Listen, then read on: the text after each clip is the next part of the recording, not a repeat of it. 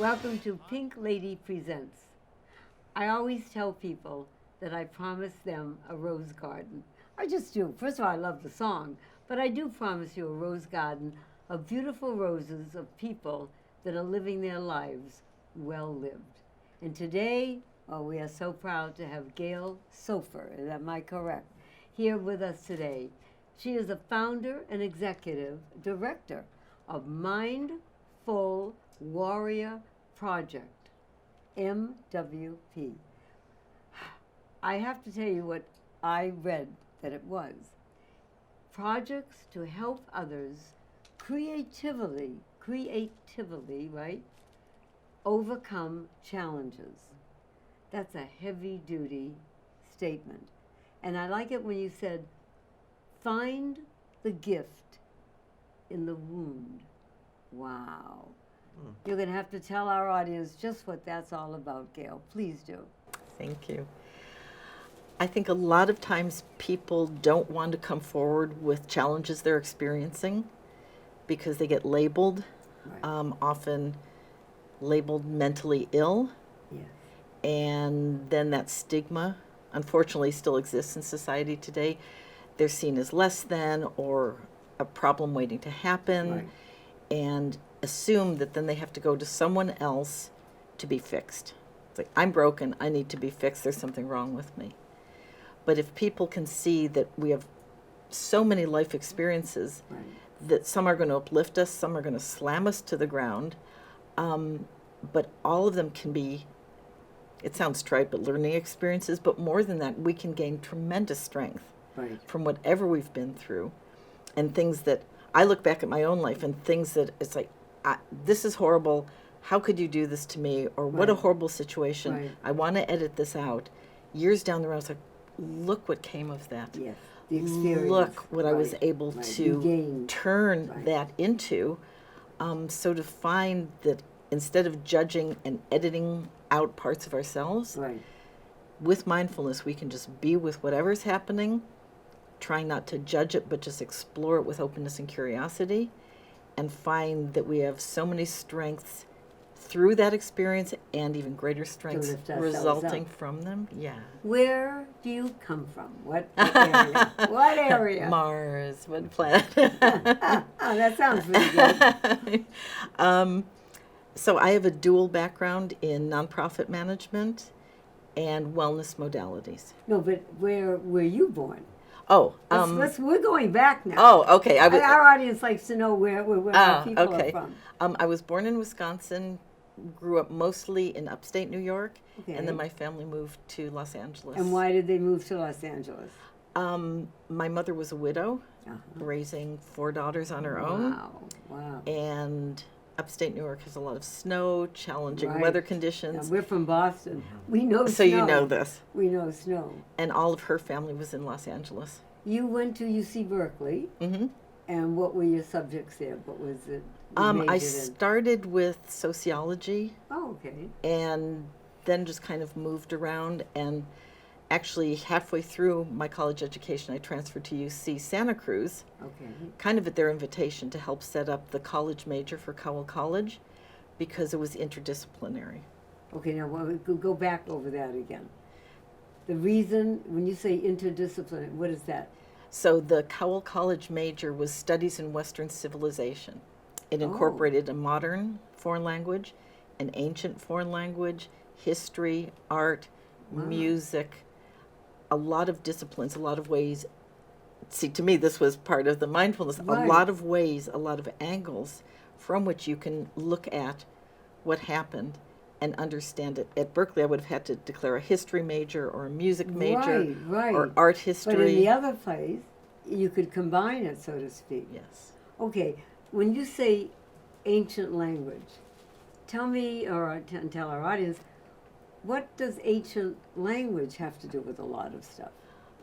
I think it was to help ground students in the Okay. classics, and I 'Cause was that's not always easy. That's not No. an easy subject. no, and my 2 ancient languages were Greek and Hebrew. Oh, okay. Wow. And I like digging to the bottom of things. Good. So I found that I couldn't trust translations very well, so I wanted to read in the original language. Oh my goodness. Okay. So I even did some independent studies in While Greek you were at of the a school certain there. period so that I could read the manuscripts and find that things were translated wrong, things were unabbreviated Oh wrong, my goodness. and it's a very different meaning. Yes. So all my life, I would just like poke and dig and I guess stay in 2-year-old phase. Why? To get to the bottom of things. Now, when you graduated, what did you do after that right away? I traveled in Europe. I went exploring. Then I'm going to get my violin up. That's a really tough thing to do. Where in Europe did you go? Primarily Eastern Europe, because by the end Like, of... where is that? Well, let's tell her. At that time, those were Iron Curtain countries. Oh. So Yugoslavia, Bulgaria, Romania, Oh, wow. Czechoslovakia was still not divided, Poland. And what I was most interested in was the traditional culture. So my friends and I would go into the villages and learn the dances and the songs Oh, I and love collect the that. costumes that Right. people were still wearing. Were you writing a book, or did you keep No. a fact sheet, nothing? No, Oh, wow, no. I okay. came back with a costume collection. Costume sounds wrong, but traditional garments. Right. But by the end of my studies, I got very frustrated with theory and everyone's ideas superimposed on what happened. And again, that desire to explore. So by the time I did my senior thesis, it was on preserving culture and tradition through dance and music I and see. clothing in Eastern Europe. And And- so then I wanted to go and Help be in the middle of be in it. the middle of it. How did you then transition to Mindful Warrior Project? So I mean, now you're taking what you have, Yes. learning and stuff.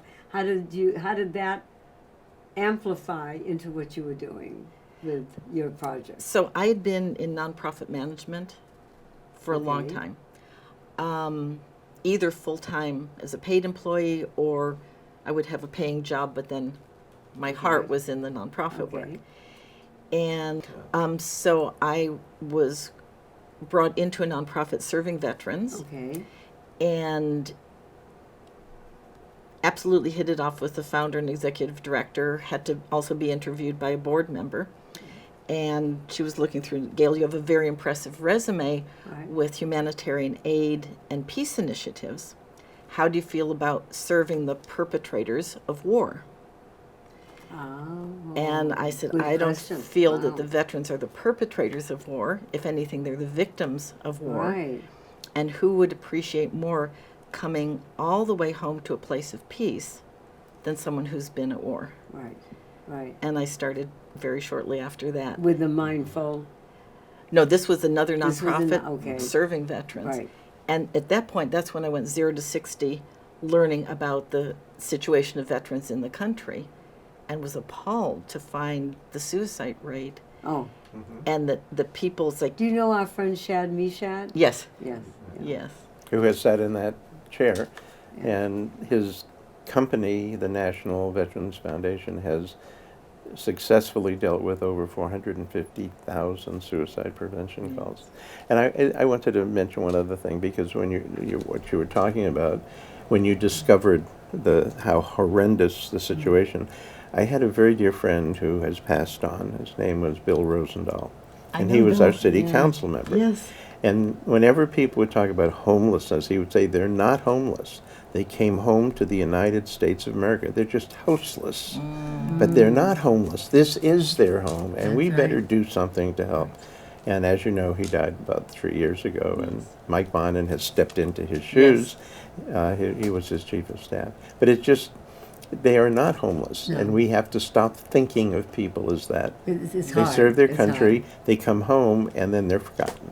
Yes. So, in doing this Mindful Warrior Project, what is the basis how do you help them? I mean, we all talk about different things, but how do you actually help them? Well, and that's why after managing a number of nonprofits Right. serving veterans and just feeling like people are still falling through the cracks, Right. the most important issues are not being addressed, There's still the stigma of mental health, that important services were not getting where they needed to go. And I kind of went, oh boy, I know what it takes to run a nonprofit, Right. to start one up and have it sustainable and compliant. But I can't not do this because I know mindfulness practices, not meditation and anything New Age spiritual, Right. not therapy, so neither of the things that often get put under the umbrella of mindfulness, but just pure mindfulness. Our definition is paying attention to present moment experiences, Okay. physical, mental, emotional, interpersonal, environmental. Paying attention to present moment experiences, suspending as much judgment as possible Right. to explore with openness and curiosity, big one, without trying to fix or change anything, and simply being okay with what we find. And how old is your project? How many years? We've been a nonprofit for 6 years. In this one. Yes. This is what I'm asking. And this is why I started it, because to bring something very practical Right.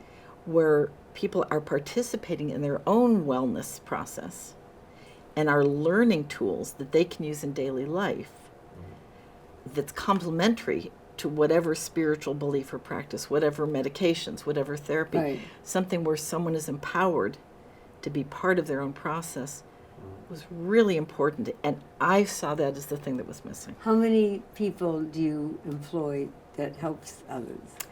We're an all-volunteer organization, Uh-huh. so we have no employees, lots of volunteers that come Good. in for different aspects of the work that we do. Do you teach a certain course to the volunteers before they're able to help you and help the veterans? Actually, people have to be with us quite a long time I was and gonna develop say. their own mindfulness practice Right. to be able to help guide others in theirs. But the volunteers do a lot of other things. I mean, we're at a lot of resource fairs so people can talk about the work we do, mostly because they're participating in Yes. it. We do wellness areas where we set up temporary clinics and introduce massage, acupuncture, craniosacral work, energy work. We have a Oh, therapy dog named okay. Jane. And is that to lessen stress?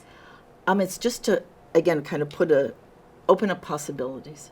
So that's the core Okay. of the work we're doing. No one ever has to feel trapped, stuck at the end of their rope and resort to something dramatic Right. to end pain and suffering if they know how many possibilities they have and can explore it them up. with us. One of the things that we can do right now today, because I always tell people, it's nice to want to do, but what are you doing? And what we're going to do today is invite you on December 8th, at the end of 2019. I'm chairman of the board of a group called Veteran Holiday Celebration. We meet in the West LA campus. We take care of between 3,500 and 5,000 Right. veterans. Our 27th year, this year, consecutive years of helping veterans in active duty. Mindful Warrior Project should be there. And I'm Giving inviting out- you to come and be We'd there love with to. us Yeah, on and giving December out, 8th. we have it on screen, some of her flyers that are out there with events and things. We have one that's called, it's Mindful Warrior Project, the monthly events, Laguna Beach, Festival of Arts, a pageant of masters, you invite people to go to that. Yes. How many do you figure in the 5 years that you've been doing this, 5, 6 years, that you have helped? Do you have a record of that? Do you keep a record? We don't keep records because Really? one of the most important things we promise is confidentiality. Well, yeah. That we don't take notes, we don't report to anyone. That basically people are just coming and participating in whatever we have to offer, using it in their daily life. Right. They're welcome to come back to the monthly groups where we're doing the Right. mindfulness practices. Right. They can join us, for a Dodgers game, for the pageant of the Masters. We go to the LA Opera. Every opera that's performed, we're there.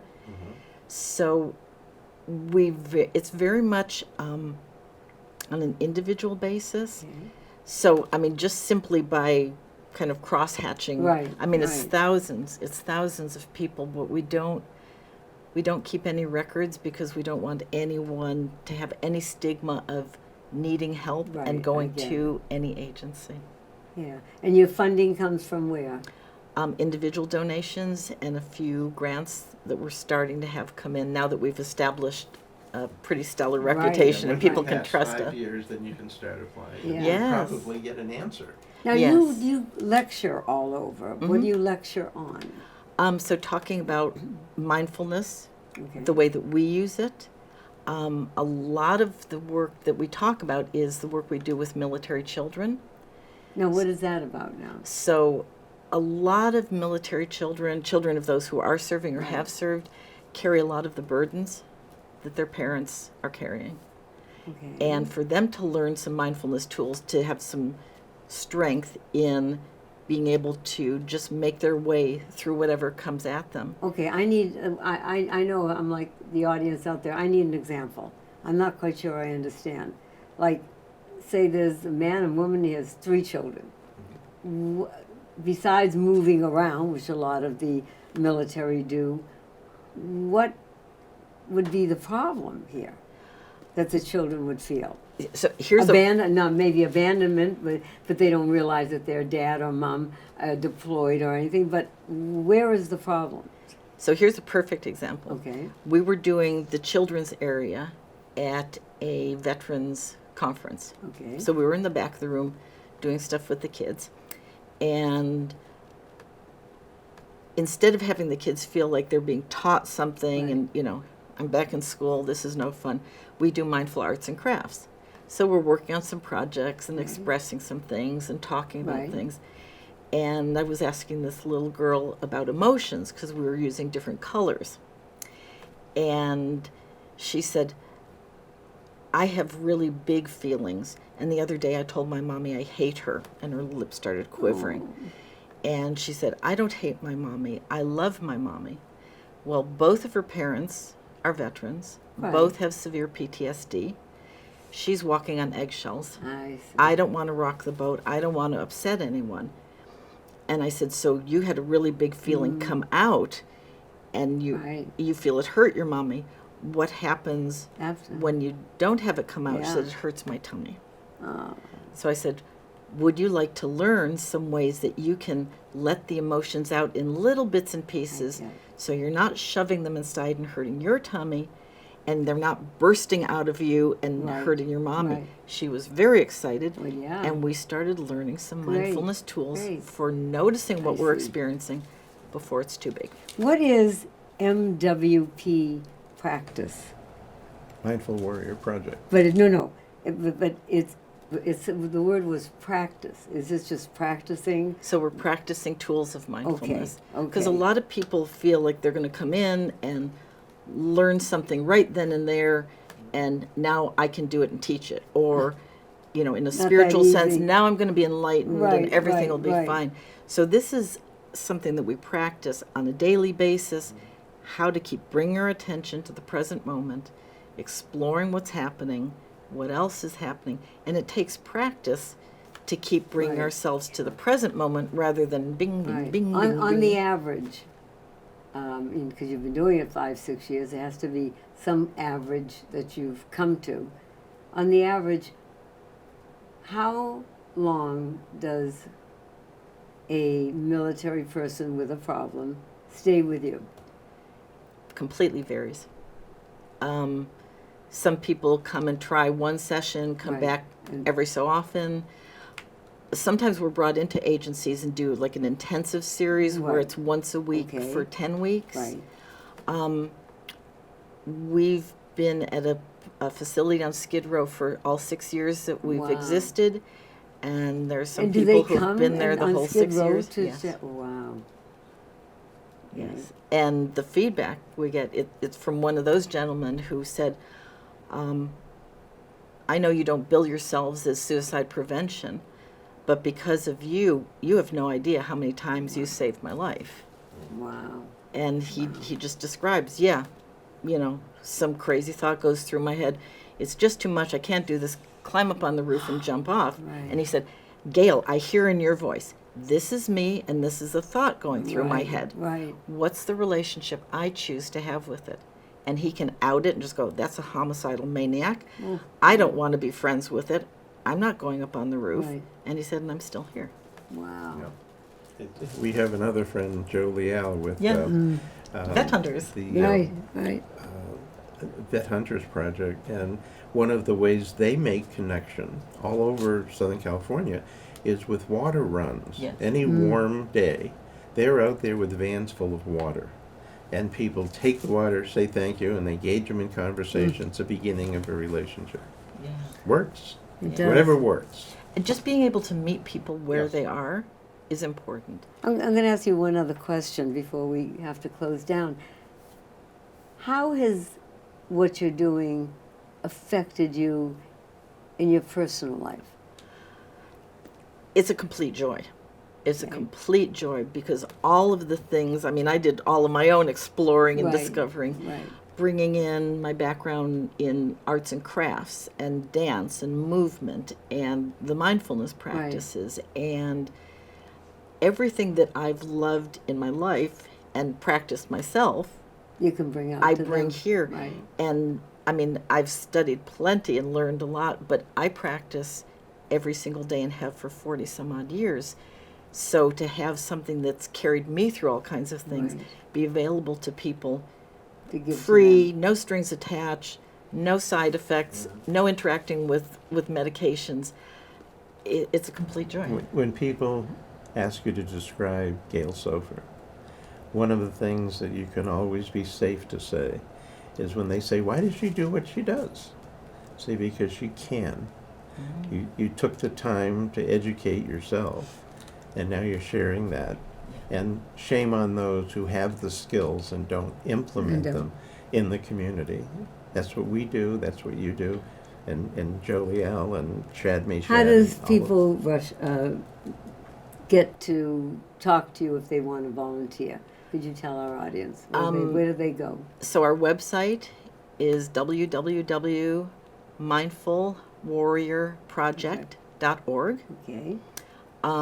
We have a Facebook presence. Right. Our phone number is available. We're not a crisis hotline, but Right. people are surprised at the crazy hours that someone's answering the phone I and love available it. to talk. Are you open all week? Yes, and weekends Wow. and holidays. That's fabulous. So Well, Gail Soffer, I tell you, you're doing a phenomenal, phenomenal job helping our military. And it's not just someone who's telling me, Shav was telling me, it's not just men that have been deployed and stuff. People that have been in the military a while and have to go and see these things. Even doctors he helps and stuff like that when they see all the horrible things that they're fixing. And it's still in their minds and stuff like that. And one of the major impacts is the people who have not gone, but they have friends and they have this tremendous guilt because Right. I'm perfectly fine and my friend lost an arm and got blown up. and I that's why didn't we go. serve Right, I veterans, wasn't Yeah. there. active Right. duty Guard and Reserve members, all of the family members, from the kids, anyone who identifies as family, however they define that, Right. and the caregivers and service providers. If anyone would like to volunteer, I think it's a phenomenal thing that one could do. Please get in touch with Gail Soffer at mindfulwarriorproject.com. Org. org.org, a 501c3, and help. Sometimes you don't know what to do with a few hours a week that you have. You know what? Our military could use you. I know Gail could definitely use you. So again, a life that is being well lived in our community for our military and for the world, actually, because it can help everybody. I thank you so much for being here with us. you. God bless you, Gail. You're doing a phenomenal job, and we all thank you for that. We will see you again. God bless you. I'm gonna live till I die. I'm gonna laugh